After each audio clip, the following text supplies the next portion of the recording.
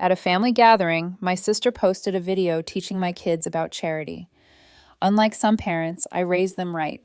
In the video, her kids gave their old toys to poor kids. Those poor kids, mine. I didn't yell, I just drove home. The next day, I put on hold the $6,000 family vacation I'd booked for spring break. By morning, I knew something was off. The second my sister Dana said, "Everybody come into the living room quick, I want to film something." It was supposed to be a normal Sunday get-together at my mom's house. Burgers, paper plates, kids running through the hallway like tiny tornadoes. The usual. My kids were sitting on the rug, building a lopsided tower with plastic blocks. My son Leo was 10 and careful with everything. My daughter Emmy was 7 and always trying to make people smile, even when they didn't deserve it. Dana's kids were lined up like a little performance troupe. Her oldest, Brayden, was holding a big plastic bin full of toys. Her middle kid had a ring light plugged into the wall. Her youngest was already whining because she wanted to press the record button. Dana smoothed her hair, checked the camera angle, and put on this bright, sugary voice that didn't belong to her. "Okay," she sang, "teaching my kids about charity. Unlike some parents, I raised them right." She said it loud enough for the room to hear. My throat tightened. I didn't even look at my mom because I already knew she'd be pretending she didn't hear it. Dana crouched near the bin and pointed at the toys.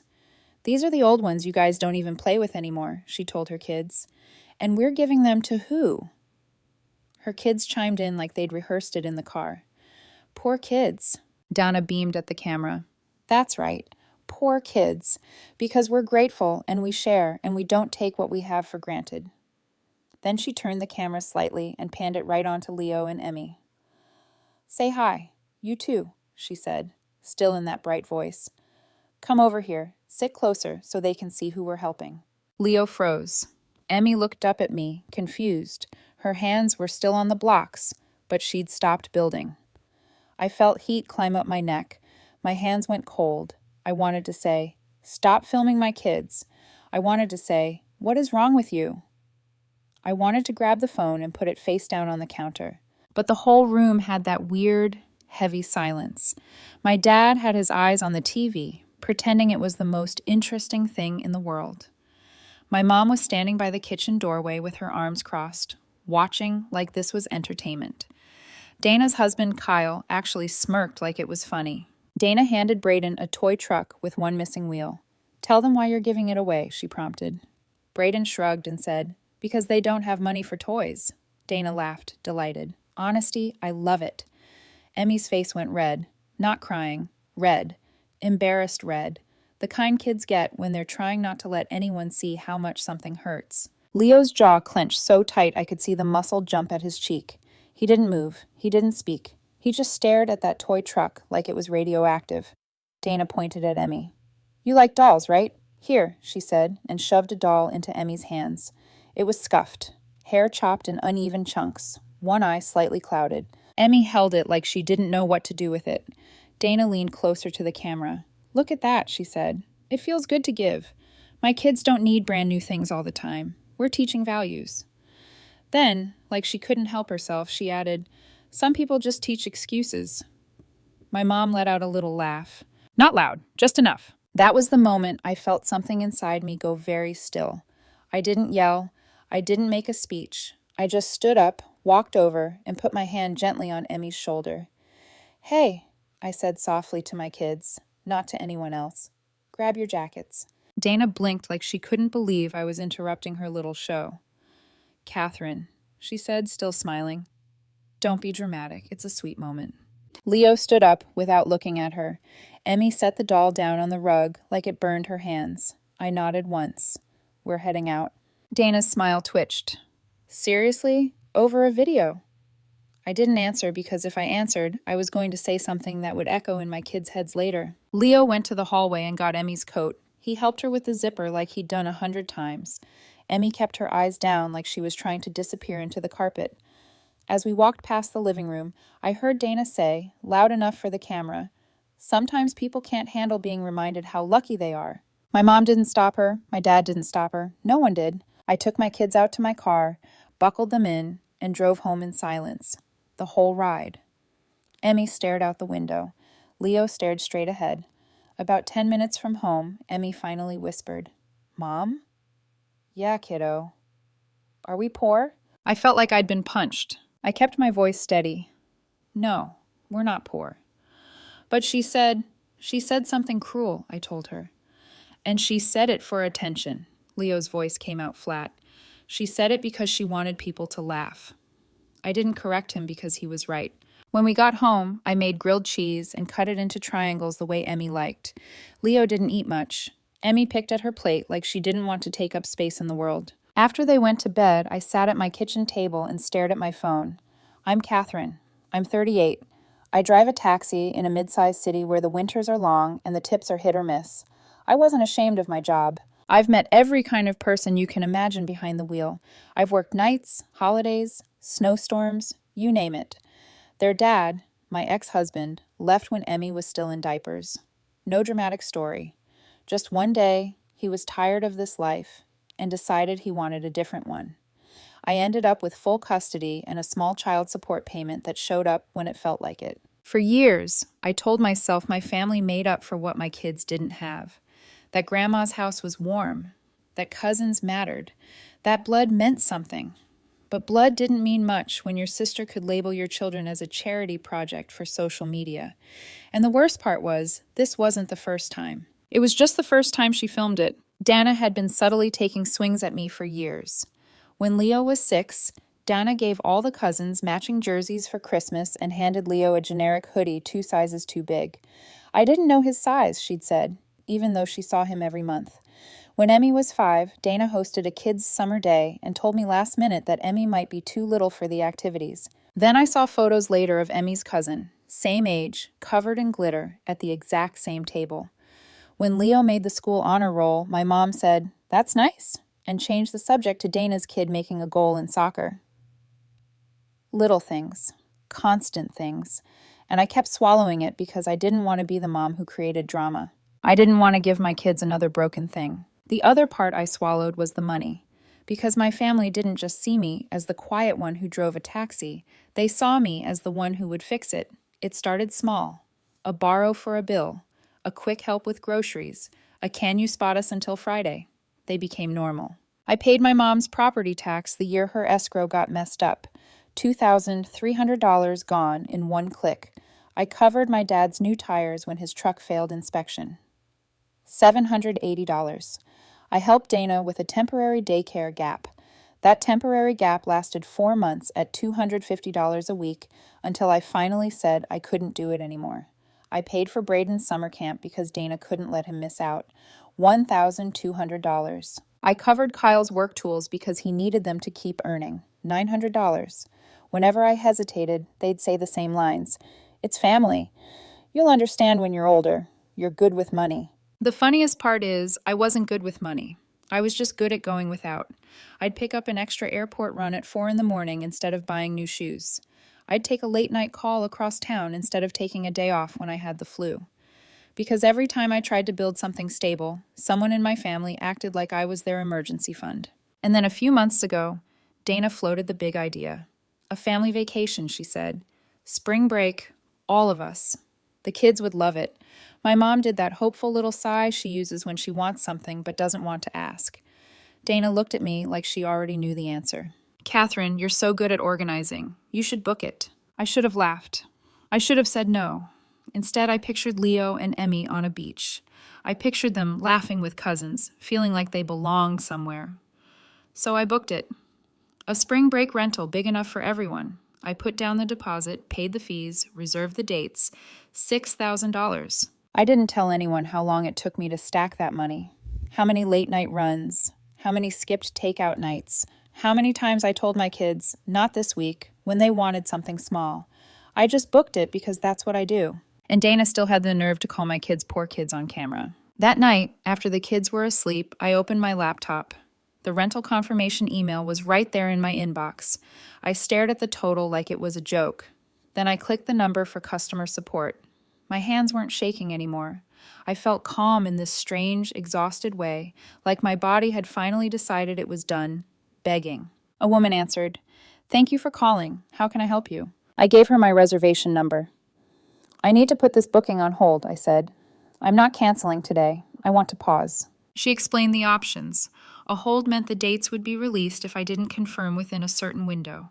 The deposit would sit as credit pending review, minus a small processing fee. I listened carefully, like I listen when a passenger gives me a complicated address. Okay, I said, do it. She asked for confirmation. I gave it, and she said the words that mattered. You'll receive an email confirming the hold. A minute later, my phone buzzed. The email came through. Reservation status on hold. I stared at it until my eyes burned. No big speech, no family group chat, no public revenge, just one calm decision. I wasn't going to fund a family vacation for people who humiliated my kids for likes. I closed the laptop and went to bed. For the first time in a long time, I slept through the night. By morning, my phone looked like it had been attacked.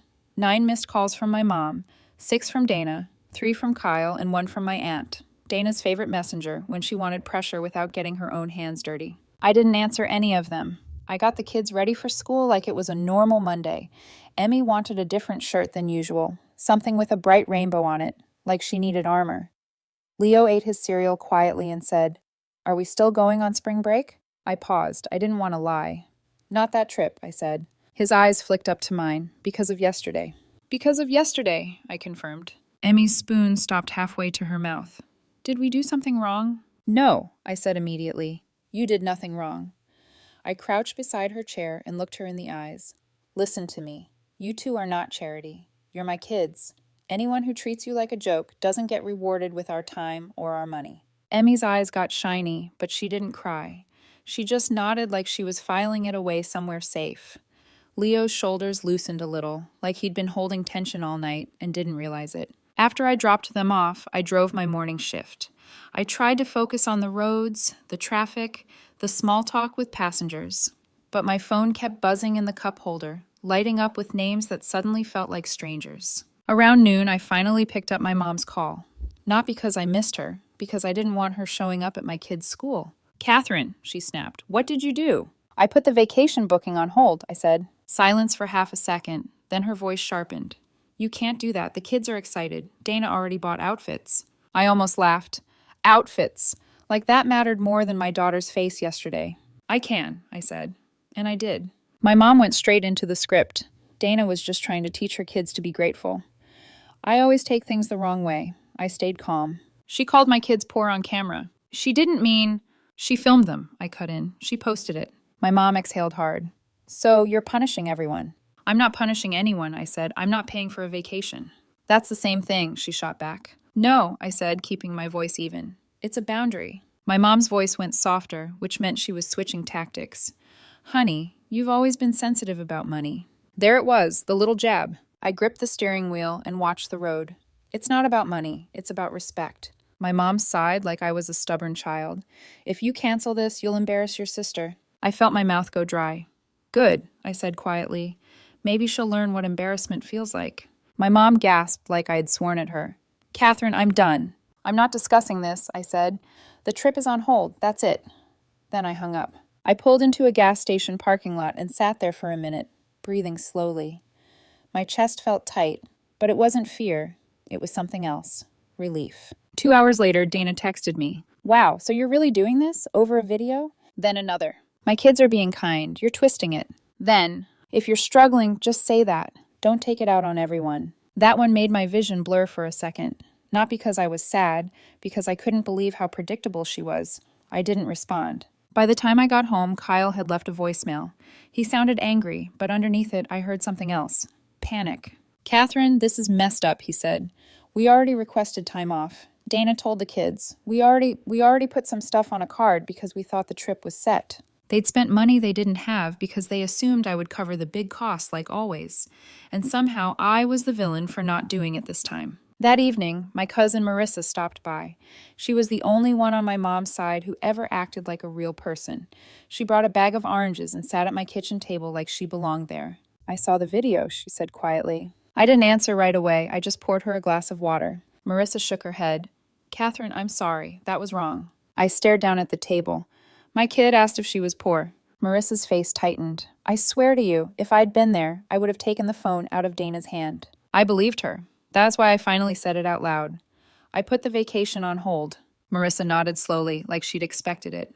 Good. I blinked. You're not going to tell me I'm overreacting. She snorted. Please. Dana has been using you like a free ATM for years. I didn't argue because there was nothing to argue. Marissa leaned forward. Are you okay? I hesitated, then said the truth. I feel weirdly calm. Marissa gave me a small smile. That's what it feels like when you stop carrying somebody else's entitlement. The next 2 days were pure noise. Dana posted vague quotes on social media about toxic people and boundaries that go both ways. My mom texted me paragraphs about how family doesn't turn on family. My dad sent one message, which was rare. Call me. I didn't. On Wednesday morning, Dana showed up at my apartment complex. I saw her car from the window while I was packing lunches. Leo spotted it too. He went still. Emmy whispered, Is she mad? Stay inside, I told them. I'll handle it. Donna didn't knock politely. She pounded like she was the landlord. When I opened the door, she stood there with her phone in hand like it was a weapon. Are you serious? She demanded. You put it on hold? You humiliated me. I kept my voice calm. You humiliated my kids. Dana rolled her eyes. Oh my God, Catherine, it was a joke. It wasn't funny, I said. She lifted her phone. People loved it. They thought it was sweet. You're the only one making it ugly. I looked at her, really looked at her. Take the video down, I said. Dana scoffed. No, it's my page. Okay, I said, then the trip stays on hold. Her mouth opened, then closed. She hadn't expected me to be so steady. You can't do that, she said again, but her voice cracked. I shrugged once. I already did. Dana's face twisted.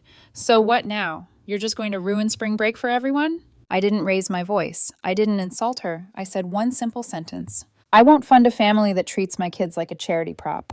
Dana stared at me like she couldn't process that I meant it. Then she did what she always does when she doesn't get her way. She tried guilt. Mom's been crying, she said. Dad says you're being stubborn. The kids are asking questions. I stayed calm. Good, answer them honestly. Dana's eyes narrowed. You think you're some hero now? No, I said, I'm just a mom. Behind me, I heard Emmy's small footsteps. I turned and saw her peeking around the hallway corner, hugging her stuffed rabbit tight. Dana saw her too. For 1 second, Dana's face softened. Just a flicker, like she remembered Emmy was a child. Then her pride snapped back into place. She pointed her phone toward Emmy. See, she said loudly.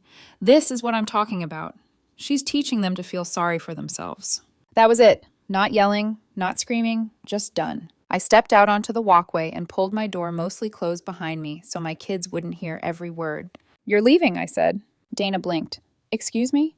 I'm not having this conversation in front of them, I said. Go home. She scoffed. You can't tell me what to do. I nodded once. Okay, but the trip stays on hold. Dana's eyes flashed. That's not okay. Then she turned and stomped down the stairs like a teenager. When I came back inside, Leo was standing with his arms crossed, trying to look older than he was. Emmy asked very quietly, Are we still going to have spring break? I took a breath. We're going to have our spring break. Leo's eyes softened. Just us? Just us, I said, and whoever treats you like you matter. Emmy nodded slowly. Then she did something that almost broke me. She walked over to her toy shelf, grabbed a small plush bear, and held it out to me. Here, she said. You can have this so you don't feel poor. I swallowed hard. I sat down on the floor, took the bear gently, and pulled her into my arms. I don't need your bear, I whispered into her hair. I need you to know you're not less than anyone. She hugged me tighter, like she understood more than I wanted her to. Dana didn't take the video down. Instead, she doubled down. She reposted it with a caption that made my stomach turn. Teaching my kids compassion. Not everyone understands generosity. Comments poured in from strangers praising her. She loved it. My mom loved it too, in her own way, because it made Dana look good. But something else happened. People who actually knew us started noticing. Marissa texted me a screenshot of a comment from one of Dana's old classmates. Wait, aren't those Catherine's kids? Why are you calling them poor? Dana deleted that comment fast, but it was too late. The next day, my Aunt June called me. She was my mom's older sister, the one nobody argued with because she had that quiet authority that didn't need volume. I saw the video, she said. I braced myself. Aunt June sighed. I want you to listen to me. You did the right thing. I exhaled slowly. Thank you. She paused. Catherine, how much was that trip? 6,000, I admitted. Aunt June made a sound like she was biting back a curse. And they let her do that to your children. I didn't say anything. Keep it on hold, Aunt June said. I will, I said. And if anyone tells you you're overreacting, she added, send them to me. That was the first time in days I smiled for real. The fallout didn't come like a dramatic movie scene. It came like a slow leak, missed calls, voicemails that started angry and ended desperate. Dana's tone shifted over the week. First, she was furious. Then she was wounded. Then she was bargaining. Okay, Catherine, let's just move on. Mom wants us to talk. The kids didn't mean it. Can we at least keep the trip? We already planned around it. I didn't respond because I already said what needed saying. I wasn't their backup bank, and I wasn't going to buy my kids a front row seat to their own humiliation. 2 weeks later, Dana's video disappeared. No apology, no explanation, just gone. My mom called like it was a victory she'd arranged. She took it down, she said, like she deserved credit. Okay, I replied. My mom waited, like she expected me to say great, so we could all pretend nothing happened. When I didn't, she snapped. So can we move forward now? I kept my voice calm. The trip is still on hold. My mom's voice went sharp.